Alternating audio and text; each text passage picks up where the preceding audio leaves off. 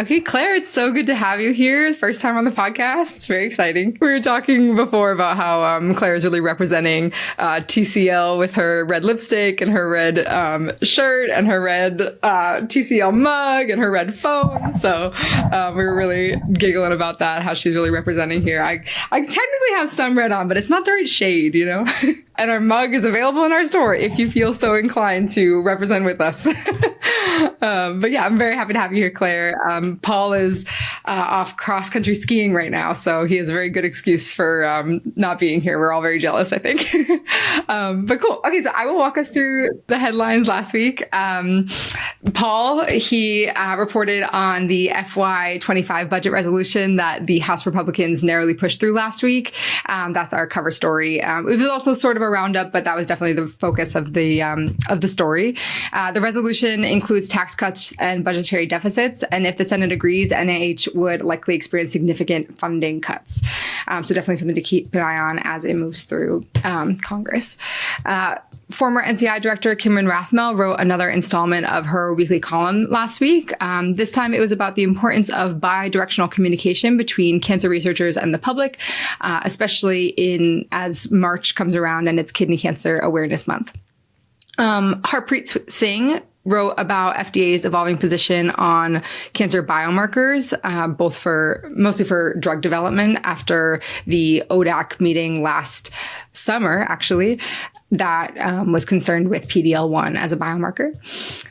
We featured another interview in honor of Black History Month between Sherwood McClellan III, Chief Medical Officer of Cancer Health Equity at the University of Oklahoma Stevenson Cancer Center, and a recipient of the Robert A. Wynn Excellent in Cancer Trials Career Development Award, and Robert Wynn of the Robert A. Wynn Excellence in Cancer Award, who is also director of the VCU Massey Cancer Center and guest editor of the Cancer Letter during Black History Month, interviewed him for the story. We began an informal series in the archive section where the Cancer History Project will be preserving and highlighting the FDA oral histories that have been taken down in an apparent effort to comply with the Trump administration's order to purge government websites containing anything related to diversity, equity, inclusion, or gender. Last week, we started with the oral history of Peter Greenwald, who helped to start the NCI Division of Cancer Control and Prevention and stayed the director until his retirement in 2011. And finally, we come to the story that we will be diving into this week. Our reporter, Claire, who is joining us this week, had an in-depth conversation with one of the probationary employees who were terminated as part of the mass firings happening throughout HHS over the last weeks. Claire, please tell us about the story. I know there's a lot to dive into, a lot to talk about, but please just give us a summary to begin with. Sure. So we had really wanted to find someone who would speak on or off the record about kind of the emotional and human toll of these terminations, these mass firings. So was searching on social media and was able to find a person who was willing to speak on the basis of anonymity. So we're using the pseudonym Taylor and gender neutral pronouns to talk about them.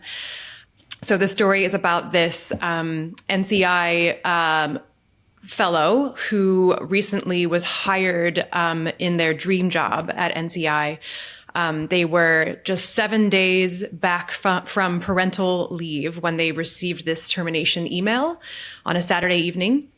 They were mere weeks from the end of their probationary period, which would ensure job safety.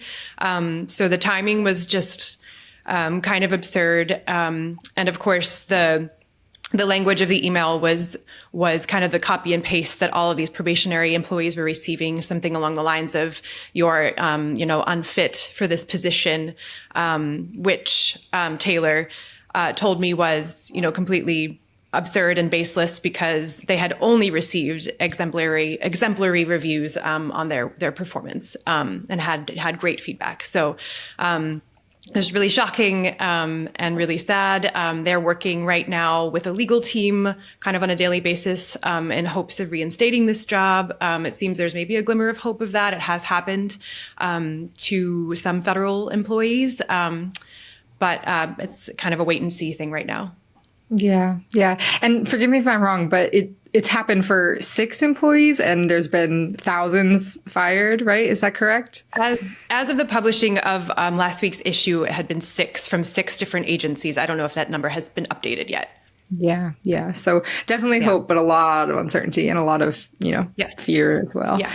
Taylor described this position as kind of a dream job situation and kind of this fairy tale experience and kind of recognized the fact that a lot of people can't say that. So kind of just adding insult to injury.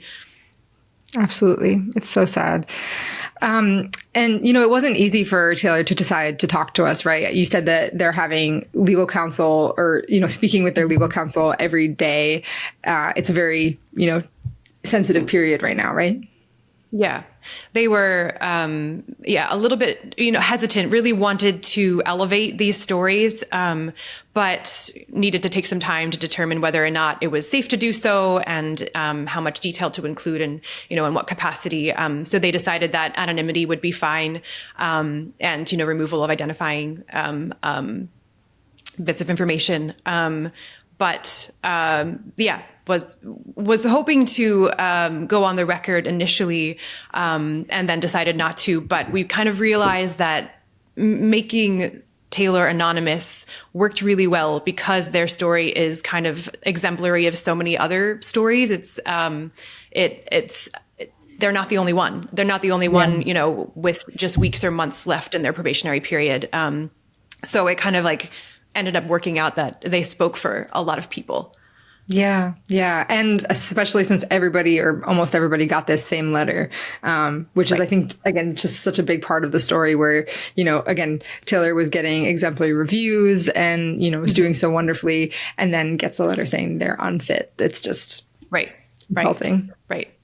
Absolutely. I mean, that's the story of hundreds, if not thousands of people is that they've only had good reviews. And then they got this kind of shocking email and then realized it was the same email that everyone else was also getting. So I just wanted to mention that the federal firings, they're the work of the Department of Government Efficiency, or DOGE, which is headed by Elon Musk. Just for context, he has been kind of tearing through these agencies over the last couple of weeks in search of what he considers to be excess or waste were the words that he used. So, yeah. And there's no reliable tally of the firings as of today. We know the list stretches into the thousands, and it's nationwide into nearly every part of the country. And about 5,200 of those are HHS employees, but we don't have an official tally yet. Yeah. Yeah. And I think I was surprised. I just didn't know this personally. I know it's a little bit off topic, but that, 80% of federal workers are not in Washington? It really is a nationwide issue. This isn't just localized to Washington. Yeah, exactly. Yeah. So interesting. Yeah. So I'd like to just return to Taylor a little bit and just say that, they have expressed that they would like to return to their job. Obviously, it's a dream job. It's, so many of the quotes are really powerful there.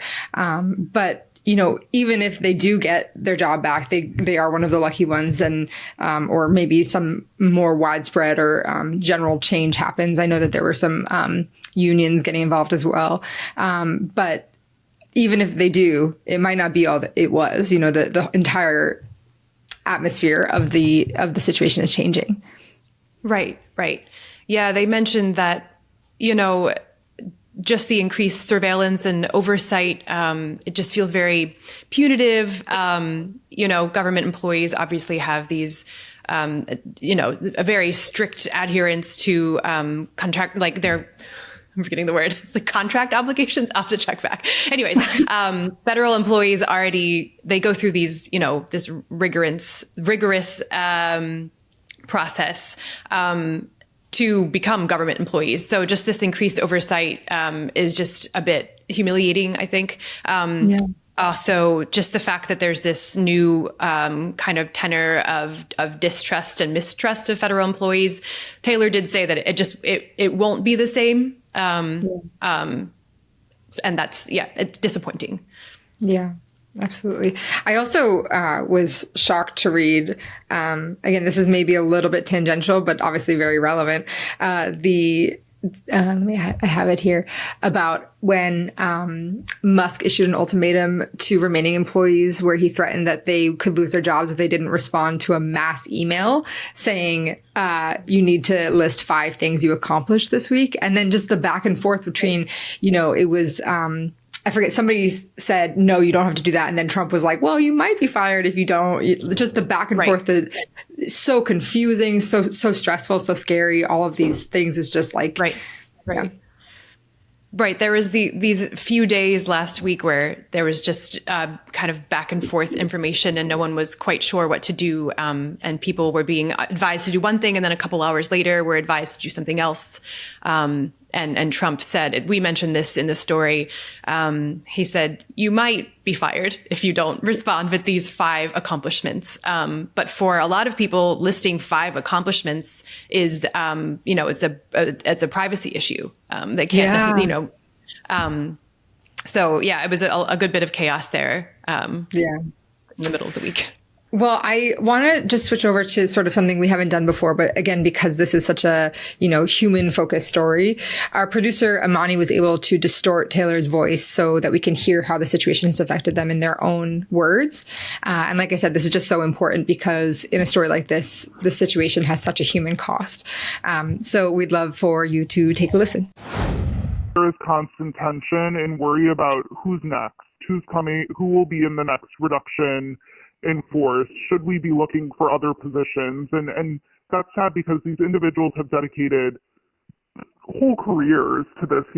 I truly thought this would be my whole career. I thought I would start as a junior scientist and investigator in government science and be one of those people in my late 60s or 70s saying, I've helped trainees, I've helped patients, I've helped steer research agendas, I've created ultimate outcomes, and looked back on a career and said, yes, this was the most satisfying job I could have ever had. And I don't know if I'll get that back. And certainly right now it's something that I'm not allowed to, live out kind of that fantasy. Think about it. The individuals that are being let go, these are people that have dedicated their lives to training and service, and we have loads of student loans from a lot of education, and it's kind of like, now what do we do? So Taylor had a really interesting point in one of their quotes where they say cancer is a bipartisan issue, or at least I thought it was. And, being at the Cancer Letter covering oncology since the signing of the National Cancer Act in 1971, it's always been a bipartisan issue or a bipartisan cause. The National Cancer Act was introduced by a Democrat and signed by a Republican, and this type of bipartisanship has continued since then. And it's probably jarring for a lot of people who are, scientists, governmental scientists who are used to that sort of status quo, now facing a lot more political divide in their work. Right. And I think what Taylor, what they were suggesting is that everyone is affected by cancer in some way, whether personally or professionally. And so this is not just, about how it's going to affect them and their career trajectory, but how it's going to, affect the oncology community at large. Yeah, absolutely. And we've dove into that a little bit in past issues as well, as this story about how it's affecting the community at large right now. It's affecting the potential next generation of scientists as they consider going into this field. It's just the effects are far reaching and severe. So definitely hoping to see some sort of turnaround. Don't know how much we can actually hope for that, but at least for these employees, hopefully some legal action to help them get their jobs back and maybe a little bit more security. But yeah, absolutely. They are public servants after all. Yes, exactly. Well, thank you so much, Claire, for joining us. I'm sure we'll have you back on soon, and it was an absolute pleasure. My pleasure too. Thanks. Thank you for joining us on the Cancer Letter podcast, where we explore the stories shaping the future of oncology. For more in-depth reporting and analysis, visit us at cancerletter.com. With over 200 site license subscriptions, you may already have access through your workplace. If you found this episode valuable, don't forget to subscribe, rate, and share. Together, we'll keep the conversation going. Until next time, stay informed, stay engaged, and thank you for listening.